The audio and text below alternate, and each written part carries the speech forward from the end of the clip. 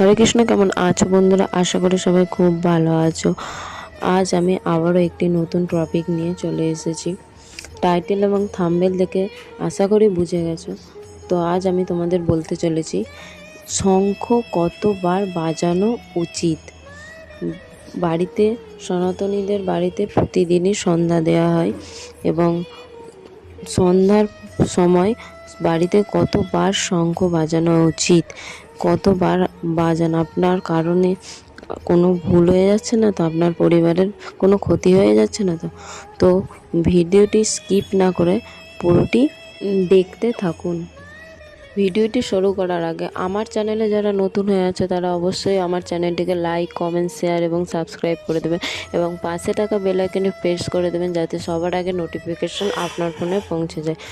তো আমি একজন গৃহবধূ, প্রতিদিন সারাদিনে কাজকর্ম সেরে আমি ভিডিও